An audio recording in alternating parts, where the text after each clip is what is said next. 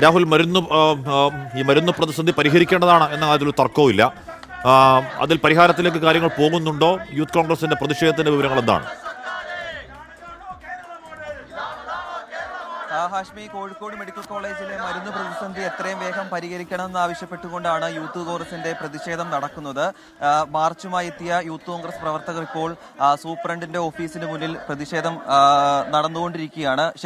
Principal ഓഫീസിന് മുന്നിൽ പ്രതിഷേധിച്ചുകൊണ്ടിരിക്കുകയാണ്.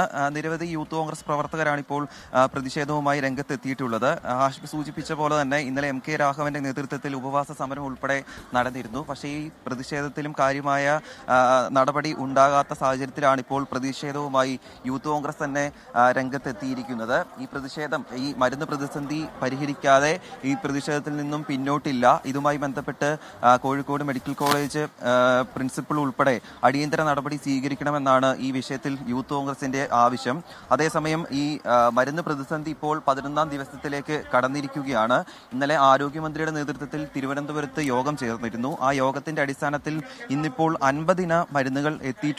പക്ഷേ അത് പ്രശ്നപരിഹാരത്തിലേക്ക് എത്തിയിട്ടുമില്ല. വരും ദിവസങ്ങളിൽ 101 ഇന മരുന്നുകൾ കൂടി എത്തുമെന്നാണ് ആരോഗ്യ വകുപ്പിൽ നിന്നും നമുക്ക് ലഭ്യമാകുന്ന വിവരം. ആ ഘട്ടത്തിൽ 101 ഇന മരുന്നുകൾ മരുന്ന് പ്രതിസന്ധിയിലാണ് യൂത്ത് കോൺഗ്രസിന്റെ പ്രതിഷേധം. ഇന്നലെ MK രാമൻ അടക്കം ഉപവാസ സമരം നടത്തിയിട്ടും അതിൽ ആരോഗ്യമന്ത്രിയുടെ പ്രതികരണം നമുക്ക് വന്നതാണ്. പക്ഷേ പ്രശ്നപരിഹാരമായിട്ടില്ല. പ്രശ്നപരിഹാരം ഉണ്ടാവണം എന്ന കാര്യത്തിൽ സംശയവും വേണ്ട. പ്രതിഷേധങ്ങൾ തുടരുകയാണ് അവിടെ.